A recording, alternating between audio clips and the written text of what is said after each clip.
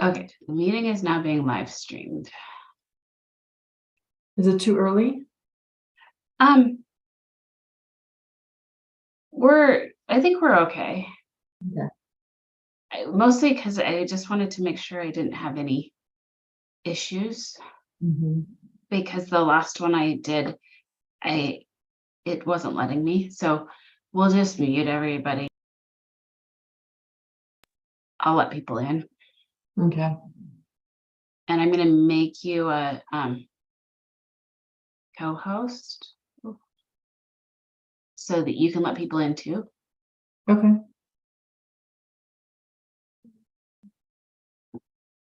So you can let people in and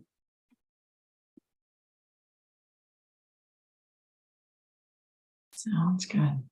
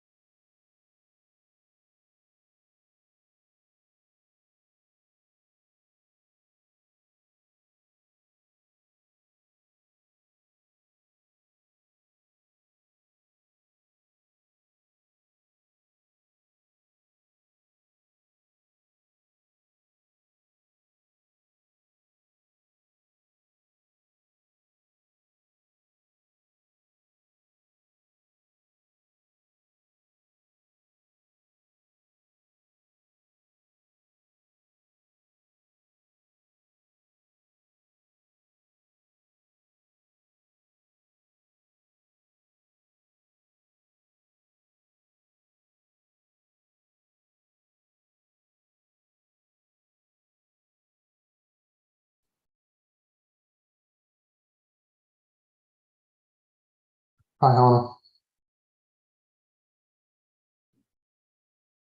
Hi, everyone. We'll start in 1 minute here.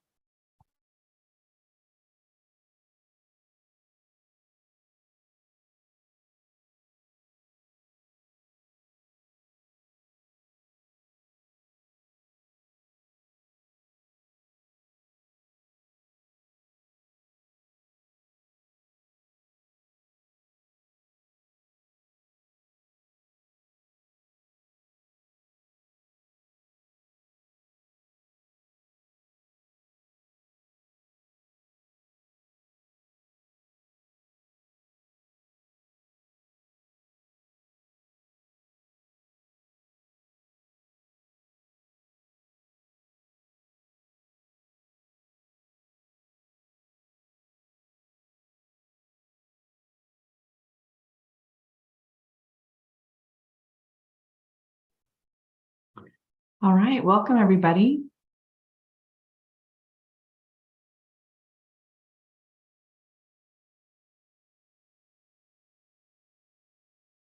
Let's see.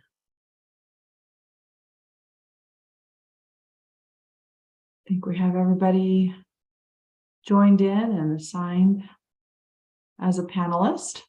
My name's Helena Kesh at Oregon Parks and Recreations Department, and I will be leading the efforts for the Exclusion Rule Advisory Committee and the rules. So let's go ahead and just do another brief introduction of the group so that we can just get that recorded. And just a reminder that this is live streamed on YouTube and also recorded, so folks can watch it. So now it's being recorded.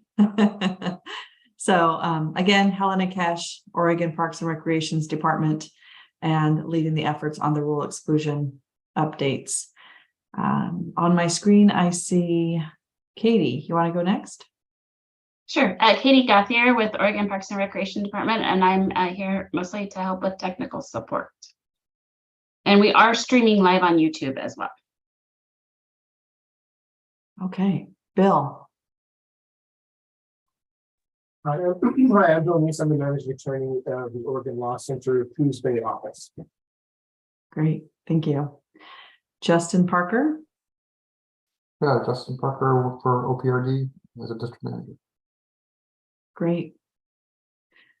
Let's go with Jamin Lee. I did see his video, but he was upside down, so I think he's fixing that. Yeah, I'm gonna try to fix that. I'm Jamin Lee, the incident response coordinator for Oregon State Parks. Great, thanks, Jamin. Nicole. Hi, I'm Nicole Fox. I am taking your notes today. I am part of OPRD with the agency support. Great. And Adam. I am Adam Goggins, Program Manager for Crisis Services in Deschutes County Behavioral Health in Deschutes County, Oregon. Great. Steve. I'm Steve Shipsey, and I'm General Counsel of the State Parks. And on the phone or through chat, we have Justin Thomas. He is having some mic problems, so he'll provide input via chat, and he is Justin Thomas, mental health consultant. Did I miss anybody?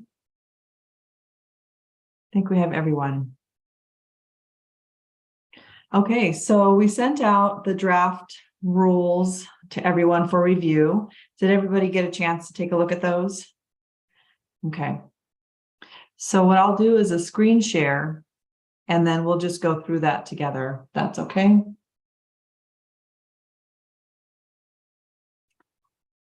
Just let me know if you can see that screen. Just nod your head if you can see the screen. Okay, great, thank you. All right, so before we begin, are there any questions or any thoughts before we just go through some of the language that we drafted? Actually, I have a number of suggestions and potential additions, but I guess maybe I can just wait as we go through each one and address them at that time. Yeah, Okay. perfect. We'll do that exactly. We'll go right through there, and then as we'll edit right in real time. So this first part, we didn't change the language.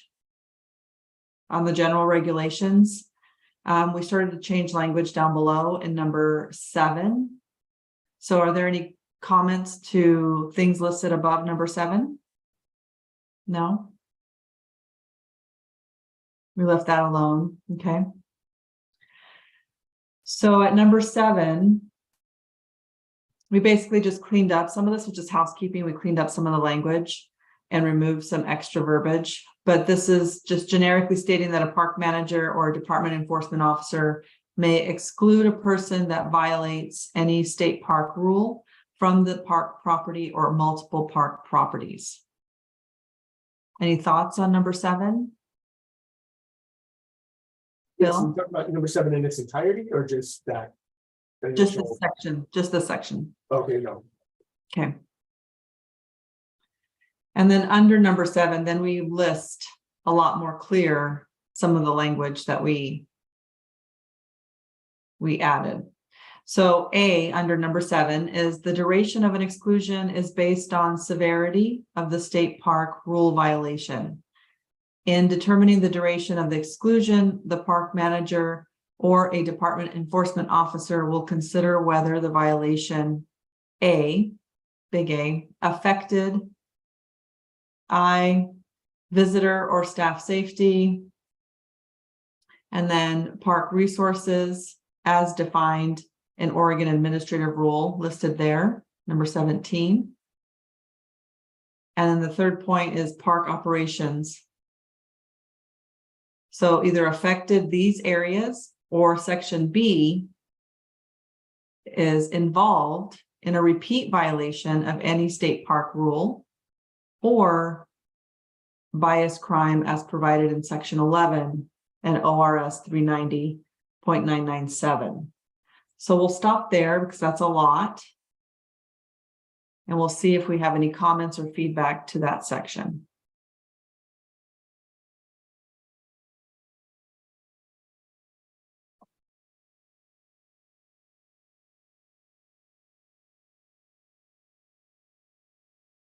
Does that seem pretty clear to folks? Okay. And then little b underneath is the enforcement officer shall issue a written exclusion notice. An enforcement officer that is not a peace officer, we'll have to remove that S. I'll do track changes. May request the assistance of a peace officer in delivery of an exclusion. So that is when we need the assistance of law enforcement, and we also kept this language. I think this is where we kept the language, and Jamin or Justin Parker, you'll have to correct me if I'm wrong. Is this where we were assuming that maybe in the future that peace officer language would also incorporate mental health provider? Because we're not sure if the scenario would be where it's just a law enforcement person, but it can also include other people to deliver the notice. Yeah, I think we discussed just saying another agency even. Usually in the past, it's been a peace officer assisting us just for our own safety, but yeah, we could open it to other folks too if we wanted to. I don't see any reason why not. Yeah, and there was also the assumption that based on geographic realities, sometimes these would need to be shared with other folks, you know, in a broader geographic area, depending on where the individual being excluded potentially resides or is currently located. Justin Thomas said that he likes the potential support of mobile crisis in this. Okay.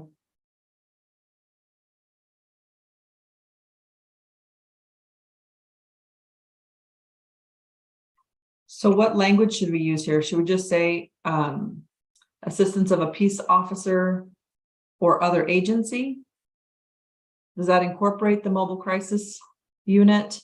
Does that incorporate like mental health providers in general? If we say the word agency?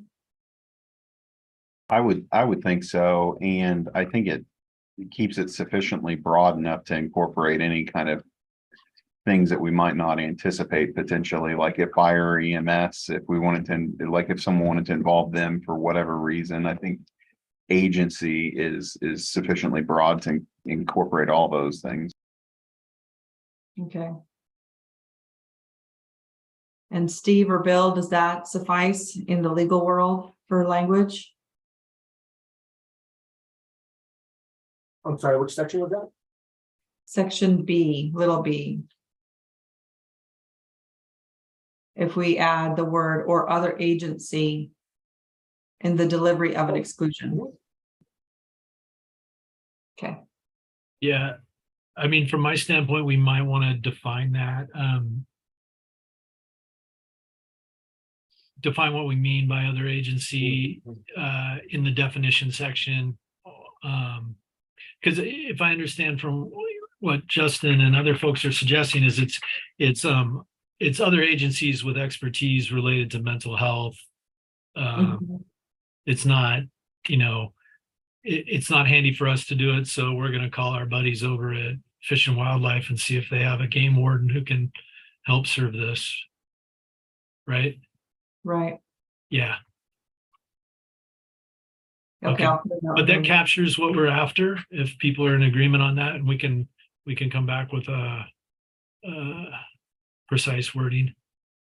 Okay. Great. And then under moving along.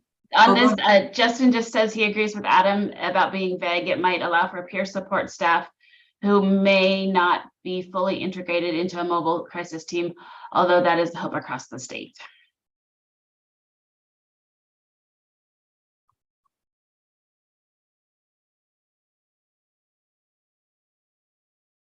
Okay, let me put some notes here. And we'll go into definitions a little bit later. Okay. Moving on to, is there any other thoughts before we move on? You good? This is Justin. I said one other thought. I think having that ability to involve others as perceived as necessary potentially might help with, you know, de-escalating or any potential perceived challenging deliveries. You know, it would be more folks there to support the person who's getting the exclusion as well as any safety concerns. So I think it's good. It's a good change.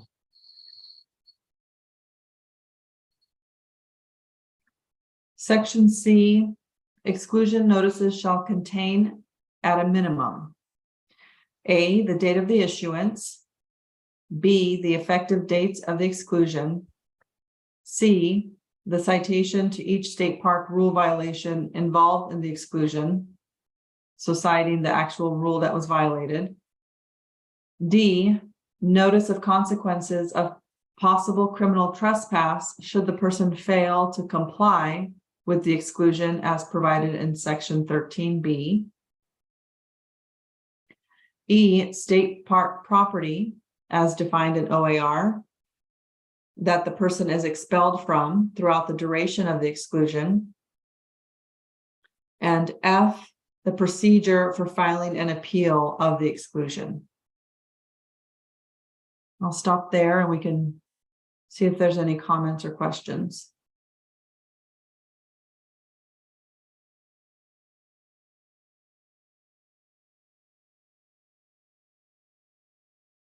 Any thoughts from the panels? Is this sufficient? This information that would be on the actual exclusion notice itself? This may be kind of a sideways question, but the appeal will be told, I mean, the exclusion will be told during the appeal process. Is that correct? Say that again, Bill. The exclusion will be told during the appeal process. In other words, when someone appeals, the exclusion is basically no longer applying to them while the appeals process plays out. And if so, should something be on the citation noting that if you appeal, this exclusion will be told during the appeal procedure or something similar? Do you mean like waived when you say that? Like Not the appeal? necessarily waived, but so let's say someone gets excluded and they appeal. So they are no longer excluded from that property while the appeal process is playing out. Is that correct? Am I correct in that understanding? I don't know that we landed on that. Okay, because I think there's case law. I think the city of Portland was sued over the exact same thing, where they had an exclusion process and they did not toll that process during the appeal, and they were sued. I can forward the case law to Steve if you'd like. And I believe that they lost that case. So So if someone is excluded, let me just kind of state this out. If someone is receives an exclusion and they file an appeal, at the point of the appeal filing, they are not excluded from the park during that appeal process. Is that what you're stating? yes, that's exactly what I'm saying. Because the thought being that, let's say the appeal process goes through and they win the appeal, now they've been wrongfully excluded from this property for however long that process took. Yeah, Bill, if you'd send that case, that would be great, because it's not here, it's below. We'll get to it in G. And right now, I believe G reads that they are excluded during the pendency of the appeal. Okay, yeah, we would definitely have an issue with that. Okay. But I can send you that. The case is Yeakle v. City of Portland. Nico? Yeakle, YEAKLE, the City of Portland. Actually, can I get your email address, Steve? And I'll mail that to you. Yeah, I'll add it to the chat. Okay, thanks. Great. Thanks, Bill. Sure, of course. Okay. And I know I know there's similar appeal processes. That language is similar. Like if someone is receiving public assistance and they request an appeal, then they can ask that their benefits continue during that appeal process. And if it's substantiated, then they have to pay that back. Or if it's not substantiated, then they were getting their benefits the whole time. So I know there's similar language in state appeal processes. So this one, I think we just have to take a look at that case law and tweak it a little bit here. Okay, any other thoughts to what we're including in that exclusion notice itself? We good? Gonna put a little note here. Bill to provide Steve. Did you call it toll, Bill? Were you saying the word toll? Yeah, just for lack of for a lawyer, I'm really horrible with language. So yeah, that's just for lack of a better term. I'm just calling it tolling.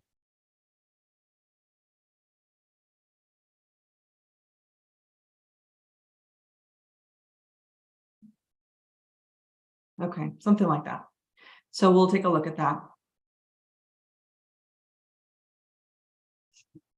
So then the next section states, section C, the duration of exclusion determined under subsection A shall be based on the rule violation. Enforcement officers must consult with the district manager prior to issuing an exclusion for more than 90 days.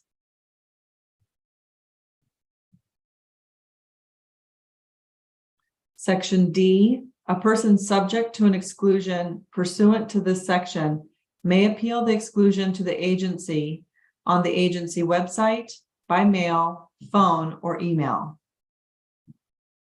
I'm sorry, I don't have to get in. No, you're good. Regarding C, and I know there's a matrix, right, that kind of ties violation to exclusion in a geographic area. So I imagine the person who is issuing that exclusion will be using that as their reason to, and their kind of as their guideline to how they're issued. Okay, and does that does lay out geographical scope, especially in instances where there's no criminal conviction, no allegation of personal injury, and no allegation of a crime being committed. So that would spell those things out. Okay. Yeah.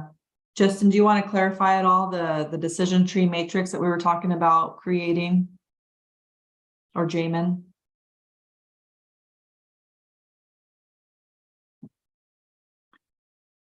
It's gonna be a guidance document that we were gonna have staff follow in their decision making. So yeah, basically what you just described. Hey, Helena, just to go back to make sure that everybody's comments from chat are clarified, there were a number of concerns just on the impact of if exclusions aren't continued during the appeal, what the impact would be. So lots of questions there on what that impact would be, and concerns on what the notification process of an exclusion would be for people who are unhoused, and making sure there's due process. So I think more questions about what that impact is, but I understand we're going to look at the case law and continue with that conversation, but wanted to make sure that the chat was included in the record on that. Thanks, Katie. Yeah, just let me know when there's chat. I mean, I can kind of see it on the top of my screen, but okay, here we go. I think we're all caught up now. Cool.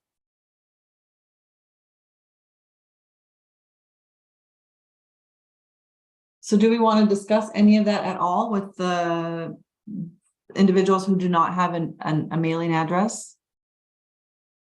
That piece? That was one of the questions. Notification process.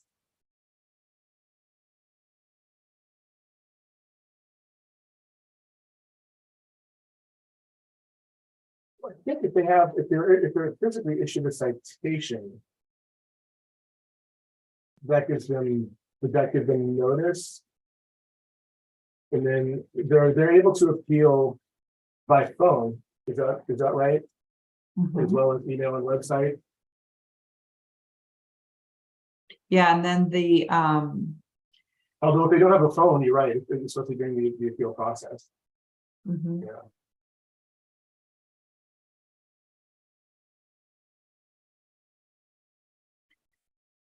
And then for the appeal, contacting the individual based on their specified request of how to be contacted, either by phone, by mail.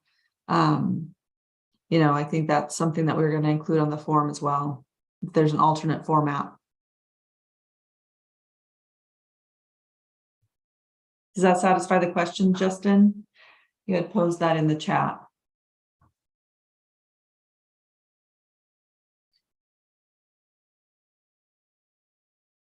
Although, gosh, I can see how they get the citation and then that's the initial notification, but then lines of communication afterwards could be difficult. Which you're right, could cause problems. Mhm.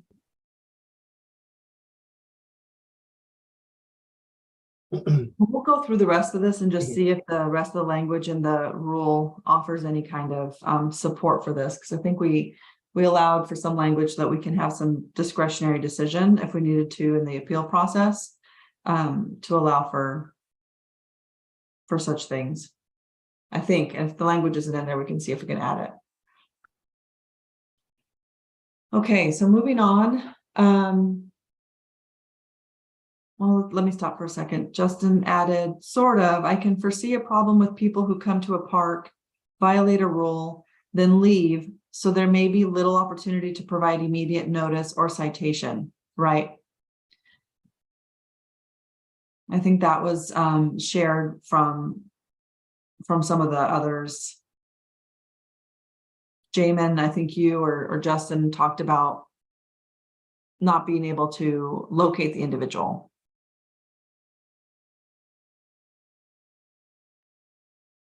Yeah, I think it's always been the assumption. I'm not sure if we have the wording to back it up. We probably need to improve that, but until we're able to serve that individual with the notice, then the exclusion isn't going to be able to be in effect.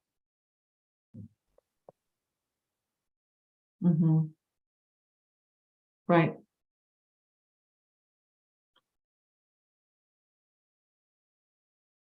So let's mold the rest of it over and then we can come back to this part.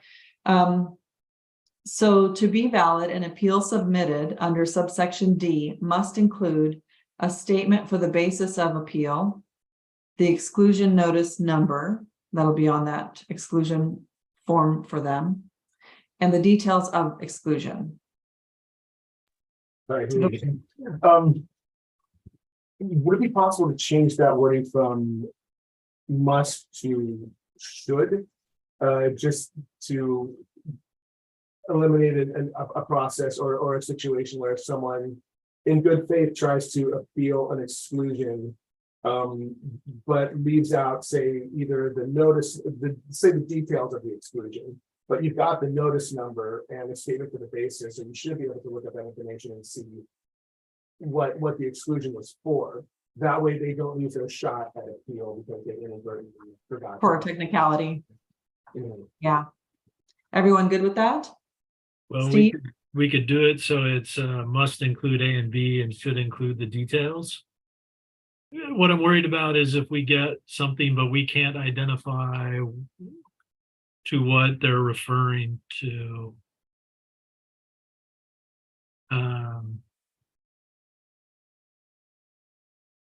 Or have a basis.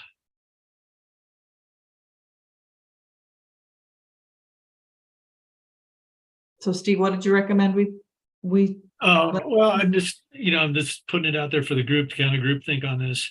I can see what Bill's saying about, details of the exclusion.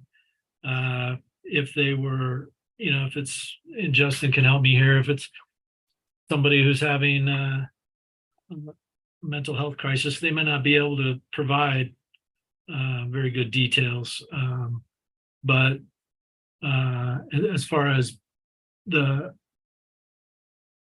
agency being able to know exactly what they're receiving an appeal on, we probably do need the exclusion number at a minimum, and some kind of reasoning for why they're appealing, so that we understand, what their objective, their concern is.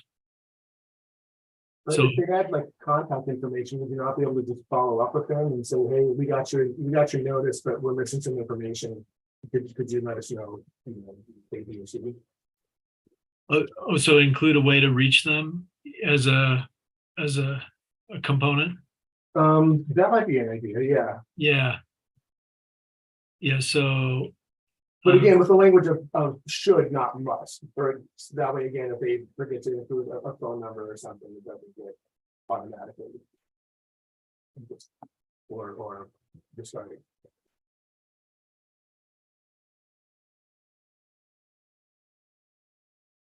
Although, I mean, you would have that, I guess, you don't have that information on the citation, do you? I mean, so how do you contact someone if you get the appeal? Where do you get their personal information from that allow you to contact them? At what point of the procedure? Yeah, it's based on what they share with us. Chris, you have your hand up? Yeah, I just wanted to offer there that it's about to say we need to include a means to contact them in the information that they're required to submit. If we don't have an understanding of the reason for their appeal, that makes it harder for us to start the required investigation of that. And concerned about starting that clock if we don't have all of the necessary information to begin that investigation, because that shortens the amount of time that staff have to do, a good job there. So I think this needs to be clear what constitutes a complete appeal. I think that's the question. And I agree, that ought to be the minimum necessary for us to start our work as staff. And it seems to me that a way to contact you, the appeal number, and the reason you're appealing, if it's either a disputation of the facts or a misapplication of the rule, whatever that happens to be, without that, we can't begin. I don't think. And I would be cautious about starting that clock that we're committing to under the rule without a complete appeal in hand. Well, particularly if the, if we're going to change G to have the appeal have the automatic effect of suspending the exclusion. Yeah. Might have the situation where someone has appealed that haven't provided the information to resolve the appeal, but the pendency of the appeal is in essence tolling the exclusion. So if there is a visitor safety or a staff safety concern, we're not able to address it. No. To resolve we don't have the information to resolve the appeal to address it.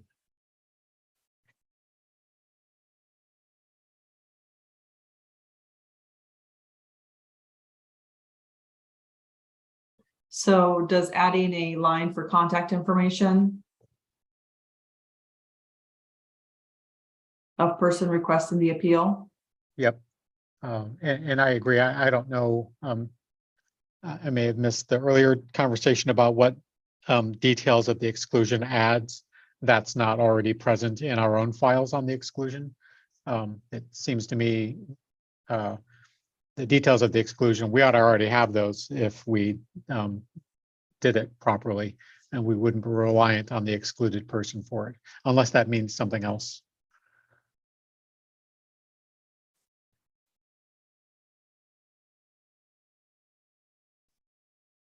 Yeah, thanks, Jamin. Looking at your comment there in the chat. Okay. So we can remove that details of exclusion. So this would just be the appeal submitted under subsection D. Are we keeping the word must or changing that to should? I would argue to change it to should, but you know where I am, so. So is the assumption that the details of the exclusion would be part of the statement of their basis of the appeal? Yeah, that's what Yeah. was my gut reaction to it. That and the fact that we have the exclusion number, we can just look it up. So just that's a notice to us to make sure that those entries in our own database are thorough and complete. And yeah, my reaction to the must there is those three things: a way to contact you, why you're appealing it, and the exclusion number. I don't know how else to proceed without those three things at a minimum. And that, to me, that argues for a must there rather than a should. If they left any one of those out, we would not have a complete appeal, in my view. And we wouldn't be able to start work on evaluating it. Could we get some language in there just clarifying that the appeal will not be automatically rejected if it does not include that information? And that if there's a piece missing, that an attempt will be made to contact the person seeking the appeal to kind of flesh out their appeal.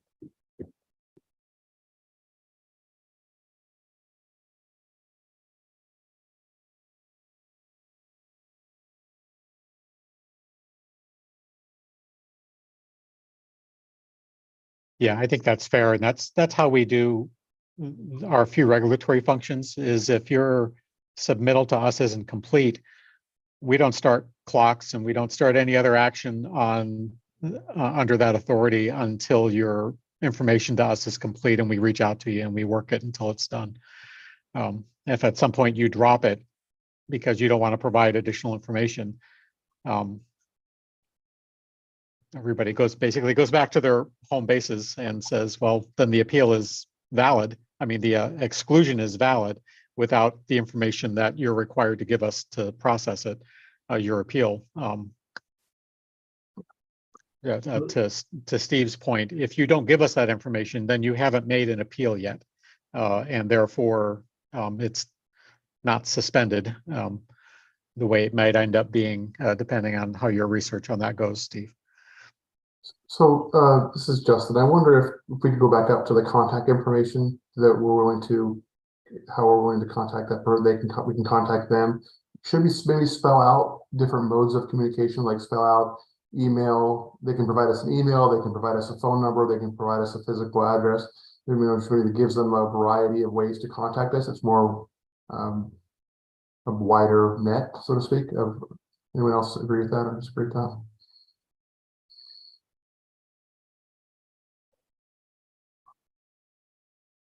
Or ways we're missing on there to,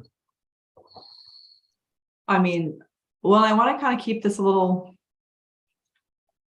email or phone number, right? Is that basically the two methods, or mail? Right? Yeah, typically it's those three. Yeah. I keep worrying about the future, and Right. we're going to provide QR codes and this is the way to contact me. You know, like, I just don't know what the future is going to hold for us. So Yeah. I always think Telepathy. of, yeah, your motive. What's your mode? Let us know. We'll accommodate. And we can clean up that language a little bit, but we'll include that. Good point, Justin. And then, Bill, does this section satisfy your thoughts? If any information is missing, the appeal process will not begin until this information to the agency is complete? Yes, that's great, Okay. thank you. Okay, good. All right, so moving to the next section, section F. An agency review panel shall review valid appeal requests submitted under subsection D. The agency review panel shall determine whether the exclusion is substantiated based on rule or unsubstantiated. The agency shall formally respond within 30 calendar days of the appeal request.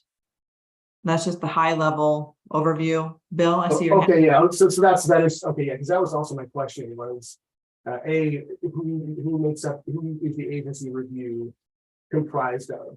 Is it an impartial decision maker? Or does it contain people who are also involved in the initial exclusion? What's the standard of review?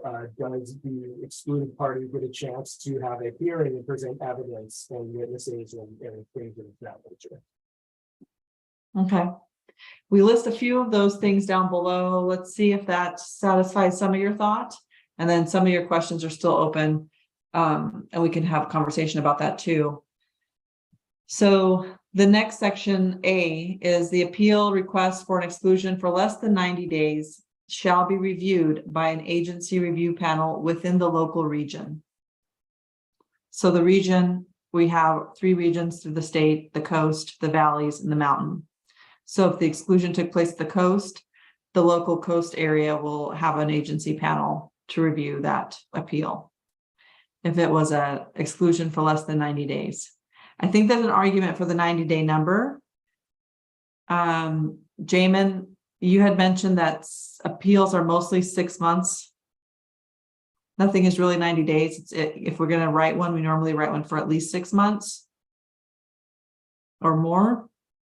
Yeah, I mean, 90 could work, but the more serious ones, and by the time we get to excluding someone, in my experience when I did, it's usually a legitimate life safety threat. It's not going to be for 90 days. It would typically be for 6 months or more, because it's escalated to that point. But I mean, 90 could work, but I would probably, if I did it, I might make the threshold 6 months and beyond. So what are other people's thoughts on the 6 month, changing the 90 days to 6 months? It's kind of an arbitrary number. Just want to make sure that it aligns with what the agency is currently practicing.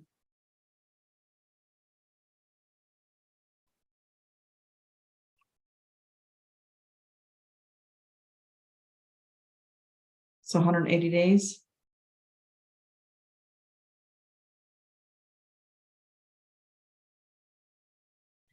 And then here we say the review panel, that it's going to be reviewed by an agency review panel within the local region.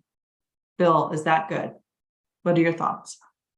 Again, without knowing what an agency review panel is and who's in it, I couldn't really say. I do think it's important to have an impartial decision maker, which means someone who is not involved in the initial process, nor is like an immediate supervisor to someone who is involved in the initial process.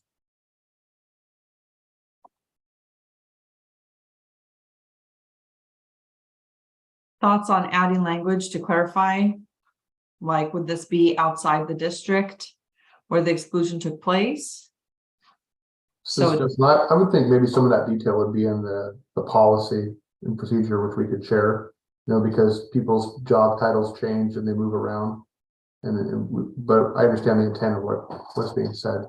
Would that work to have a companion policy, much like the matrix for the length of exclusions, but more of a document that describes the panel or potential members or potential levels of positions? It's not necessarily all spelled out in the rule, but is kind of attached to rule. Would that work? I think so. Yeah. As long as it's spelled out somewhere. If it's internal guidance as to how you convene that panel, it doesn't have to be in the rule. But if it's outward facing, it needs to be in the rule. So the definition of rule for administrative agencies can exclude those things that are just internal, how you do things procedurally. But this is kind of close because it does affect somebody on the outside, perhaps, that's affected by that. So we'll have to look real closely at what you're thinking there, Justin, and decide and make a determination whether we can do that. Part of the reason I think at the last RAC, part of the reason I understood that we were trying to keep some stuff somewhat local is Adam had the point, I think it was Adam, that for some of to move it out of the region may be a burden on the appellant, because they would have a difficulty of getting to the if they're going to appear before the panel, or if the panel is taking any testimony or that kind of thing. So we were trying to balance that impartial, finding an impartial panel to do the work, but also not make it so burdensome on the appellant, having to travel to the mountain region if they're at the coast type thing to get a panel.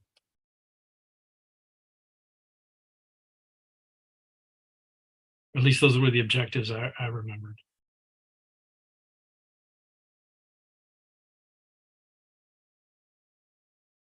The next section is an appeal request for an exclusion for more than 180 days shall be reviewed by an agency review panel outside of operations.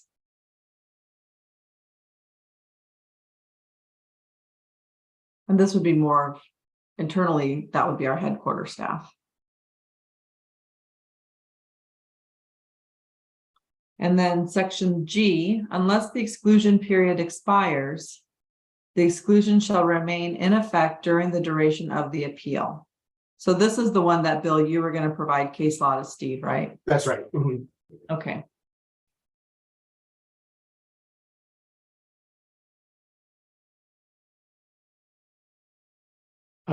Something I didn't catch here until just now. The under sub B there for appeals for exclusions longer than 180 days. I know that we're going to convene that outside of operations, but I think you probably want the flexibility to have people from operations serving on that group. It's just that they're not the decision maker and they're not convening or leading it. But I think it's likely there would be people from operations serving on it. Is that an issue? No, I'm sorry, what is the difference between operations and non-operations? Yeah, so that's something else I think we need to clean up the language a little bit so it's understandable by people. Our agency has several divisions within it. There is a heritage division that runs the State Historic Preservation Office, and an administration division that runs budgeting and accounting and currently our grants programs. And then the operations division is in charge of the state park system, including, planning and running things day to day and engineering and whatnot. So our operations folks are the ones who are issuing exclusions and running parks, making sure for the longer appeals, the more significant enforcement actions that we've taken, that we want to make sure that that's the person convening that group and leading it is not so deep into operations that someone might question their objectivity. But the panel itself needs to be a complete panel. I mean, unlike the shorter ones, I think it's more likely it's, well, by policy, it might be our director saying the director's office is going to convene that, or some component of the director's office rather than the operations crew. And that person will be directed to go find people in the agency who have some relevant experience, not directly with the incident, but just sort of knowledge on how we train our staff and what the facts were on the ground, and able to collect that information. There are going to be people from throughout the agency on that group, and some of them might come from operations. But I think it's the leadership and the accountability and the decision-making that's important. That's why the convener needs to be outside ops, but the subject matter experts that are on the panel can be from anywhere. Does that make sense? Absolutely. Thanks so much. Yep. So I think So- if we just tuck the word convene in there, Reviewed by an agency review panel. Where do you want to put the word convene? yeah, convened by an agency unit outside of park operations. An agency unit? Yeah, and there might be a better, less bureaucrat word, but I only speak bureaucrat on Fridays, so I don't know what else to say there.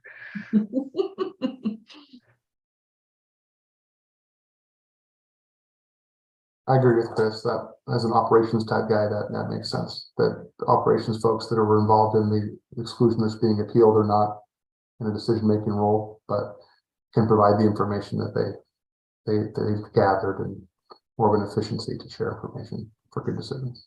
Makes sense. Yeah, sorry I didn't catch that before. Would have been helpful at the last meeting, but No, that's good. And I think that does clarify, like, you know, local region. I mean, these are internal words that we use, so it's helpful to clarify what they mean. Yeah. Okay, so skipping G, because we have that one already listed. Number 8, a peace officer may seek compliance from the public with any state park rule, may order a person who violates one or more state park rules to leave a park property, and may assist in delivery of an exclusion notice under section 7. So this seems I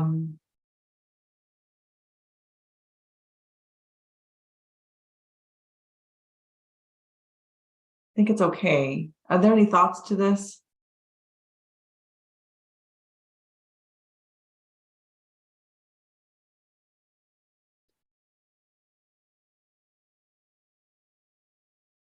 And then subsequently, number 9, a peace officer may order a park visitor to leave for up to 72 hours who violates any state park rule, federal, state, county, or city law, or court order from a park property or multiple park properties. So it's just in our rule that a peace officer can ask somebody to leave. I think it cleans up a little bit. In the past, not in the last few years, but in the past, there had been peace officers that would write exclusions, like if they're working on contract for us in the summer in a busy area or something. And I think it actually pulls that back a little bit. We want our staff issuing them because we're aware of our own guidelines around that. But it leaves open, and they have their own, local laws that they can enact, right? Because it's within their jurisdiction. But I think we pulled it back to just an order to leave for a peace officer to be able to issue on our behalf. So it's the minor form, the 72 hour. Okay, thanks for clarifying. That makes sense.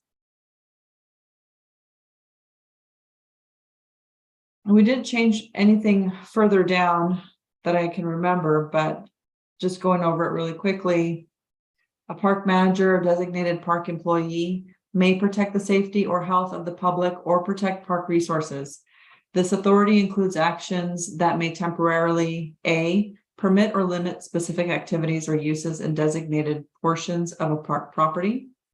B, designate a location within a park for a single use to avoid conflicts between users. C, restrict access to or close an entire park property. D, restrict access to or close a portion of a park property. Or E, exclude a person from a park property as provided in section 7.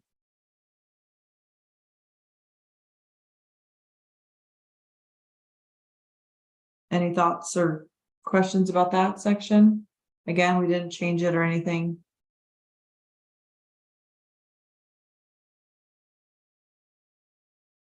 Okay. 11, when notified by the court of a person subject to an exclusion from park property pursuant to ORS 390.997, the director will issue an exclusion in writing via certified mail to the individual. Any thoughts on that?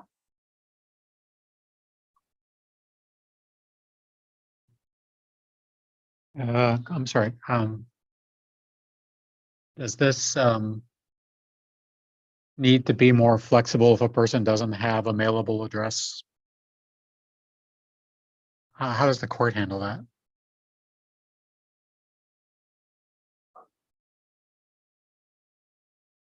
Do we have any idea? I don't know. I think That's existing rule, and I think I think that reflects statute. Okay, all right. But I'll double check that. Yep. Helena, if you don't mind putting a note there to, thanks, exactly that note. To check for statutory language. cool. Thanks. Okay, and then further on, individuals convicted of ORS 166.155 will be excluded for up to 1 year after conviction. Furthermore, section B, individuals convicted of ORS 166.165 or repeat offenders will be excluded for up to 5 years after conviction. Section C, exclusions issued under this section do not apply to the grounds of the state capital state park. Section D, the director or designee may waive an exclusion while a person is performing community service at a park property. E, the director may revoke a person's exclusion after their successful completion of court-approved community service. 12, I think we need to probably remove. I think we just missed it in the draft. A person excluded from a park property may contest the exclusion notice by filing a written appeal within 7 days of the exclusion date. This is old language, and we remedied that above.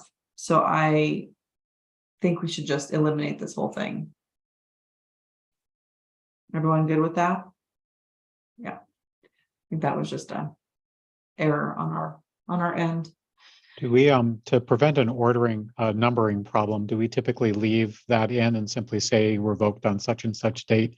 Or does it get deleted and everything else renumbered? Steve, do you know?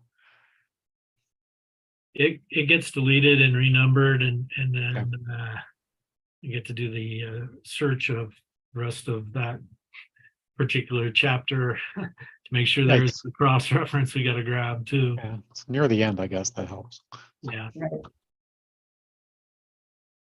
And then section 13, the following situations are criminal trespass in the second degree, a class C misdemeanor, and this is the same. Nothing here has changed. Person ordered to leave a park property that remains present as a visitor. A person excluded from a park property that enters or remains present as a visitor. A person enters a closed or restricted portion of a park property, and a person engages in an activity that has been specifically prohibited or restricted at a park property or a portion of a park property. So, any thoughts on that? Still the same language?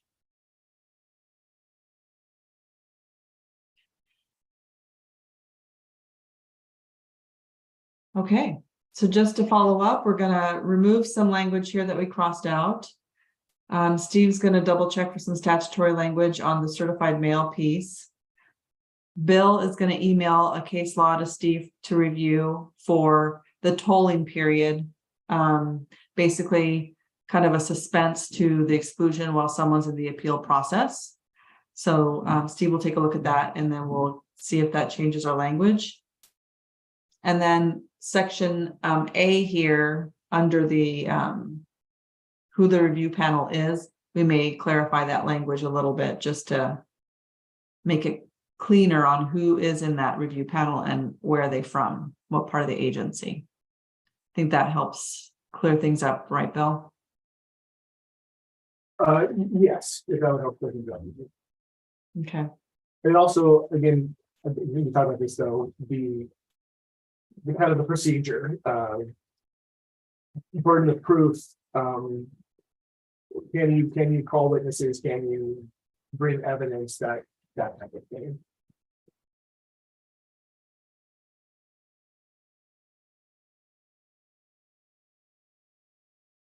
Or can you even have an in-person hearing? Is that even?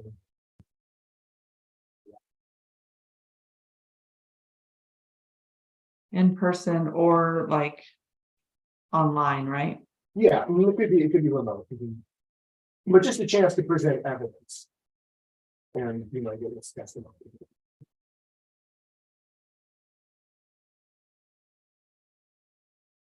Okay.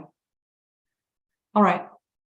Take a look at that. And Oh, then sorry, this is one last thing. You can let me know if this is outside of the scope of what we're talking about here. But that matrix that talks about geographic areas and maximum exclusion times, is that something that could be made public facing? the matrix itself, Yes.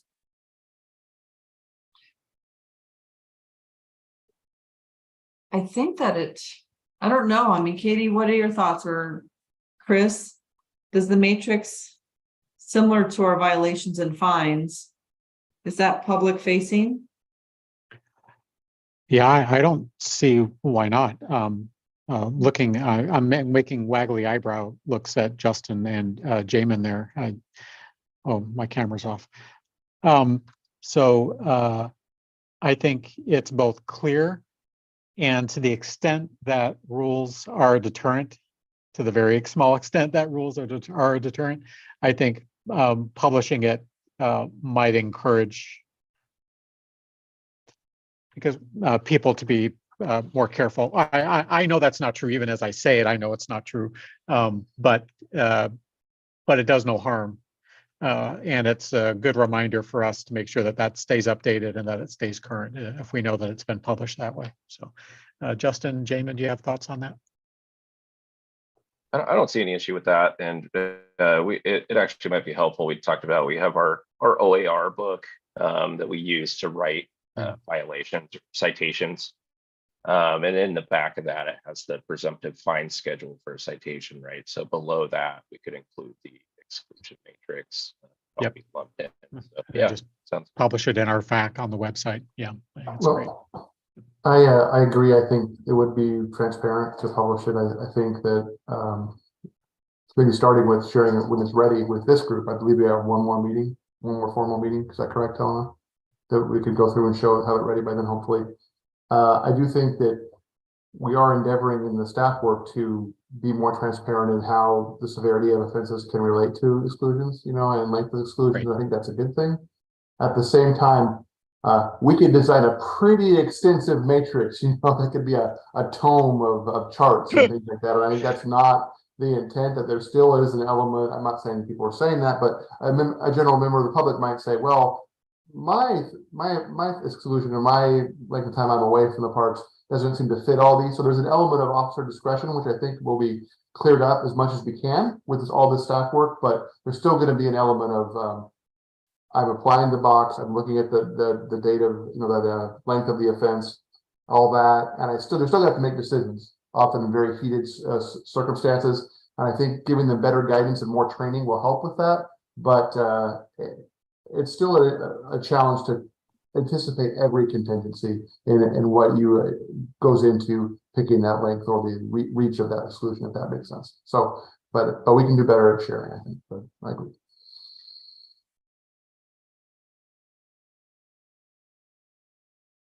Thank you very much.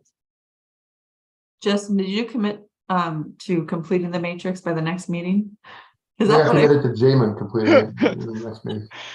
just wanted to clarify that you have a really open schedule, It's a good thing his camera's not on. right? Maybe after wildfire season, sorry. Yeah, right. Yeah. Well, maybe we can share where we're at by the end of our next meeting. You know, Yeah, that helps. It's a better way to say it, to show that we are indeed working on it. And then I think comparing the previous enforcement officer guideline to the current work, there'll be some noticeable difference to show good intent of what we're trying to do. I put that note here in the rule itself so that we just note that's going to take place as well. And then we will define in the definition section what agency means or other agency to include peer support staff, mental health providers, mobile crisis unit. Any other entity, please let us know. You can also just email me too if something comes up.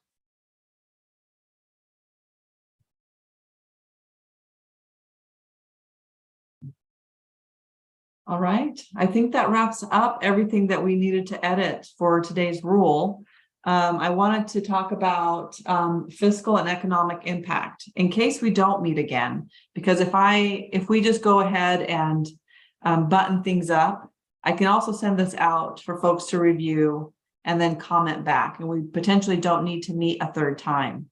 So if that's the case, I would like us to discuss any potential fiscal or economic impacts that this rule may have.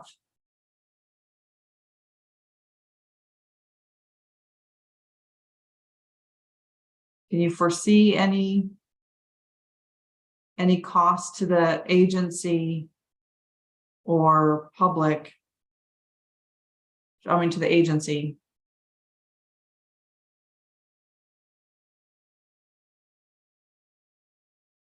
And any economic impact.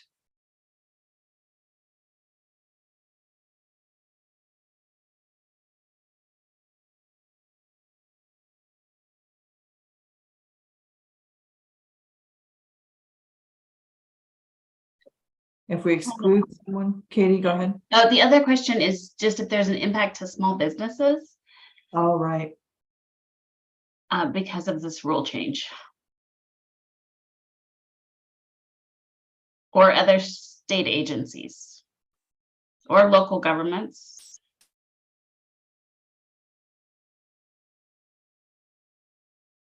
So can you argue that if someone is excluded, that they will not be visiting local tourism? You know, if we exclude them and say you're excluded now, does that prevent them from buying something at the local grocery store, at the local whatever? You know what I mean? I think that would be an issue if we were adding exclusion authority for the first time, but not for changing how it's implemented. I mean, that's just my gross take on it. It's not a Okay. new authority. But I'm not a small business owner, so, you know, I don't know. The only one I don't know if where we're adding that we may work with local agencies on exclusions, if that could have an economic impact to local agencies. I think that's, I mean, we'll only work with them if they're willing to work with us. And I mean, it's not an unintended impact, but there is a potential impact there. That's a good question for like Adam or Justin. You know, if you're called on to assist, will this impact you?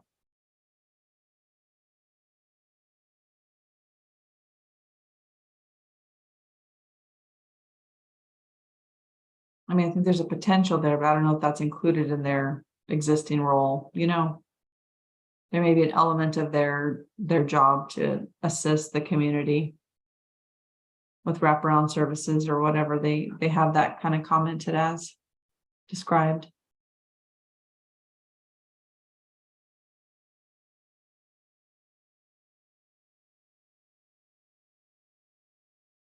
I don't hear any responses on fiscal or economic impact or impact to small businesses, so I think we're okay with saying that there isn't any as a result of this. Justin commented, mobile crisis teams have an expectation to respond in all geographic areas if a crisis is occurring. So there may be impact on their availability to other crisis responses if they are helping in the parks. So there's that potential. Okay, so we can go ahead and add that one, right, Katie? Yeah, we'll add that, Justin. Thank you for sharing that.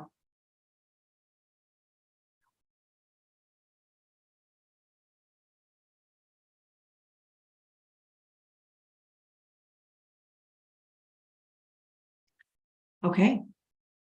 Any final thoughts or comments? So can I, just a show of hands or responses, would you like to meet again, or would you like to receive this final draft via email and finalize it that way? What works best for you? So I think we're pretty good with a lot of the language, and we'll clean up and add a few things, so that'll come back in a final review for everyone. Would you prefer we do it through email or through meeting? Just from my standpoint, now that we've had the input on the fiscals, it would be good to have, if we have a final meeting, to present the actual statement we write at the final meeting, so we can just, after people have had a little more time to think about it and then see how we wrote it up, have them that opportunity to comment on it would be good. Okay. But probably be a pretty quick meeting. Yeah, I would advise a meeting here anyway, just because there's always a chance an email can devolve into a decision type discussion.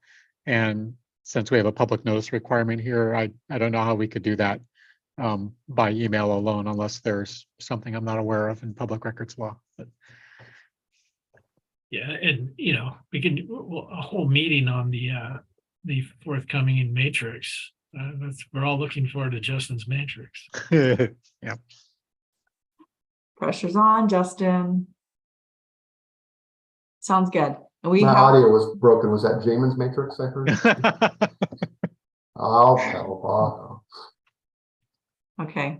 And Justin Thomas said, good points. He'll definitely be available for a meeting. And our next meeting is scheduled for September 8th. So we already have that scheduled. So just double check that that works for everyone. If for some reason it does not, please let me know. I'm happy to find another date that works, but it seemed that that was something everyone could make it to. And we will have a draft to you about at least a week before the meeting. Sorry, this time it was a couple days before the meeting. We'll try to get that to you sooner. And a matrix, as well as the fiscal and economic impact document for you to review. And then we shall meet in September on the 8th and finalize our thoughts. Thank you all very much for taking the time to meet with us, and have a great afternoon. Take care. Thanks, everyone. Thanks, Helena. Thanks.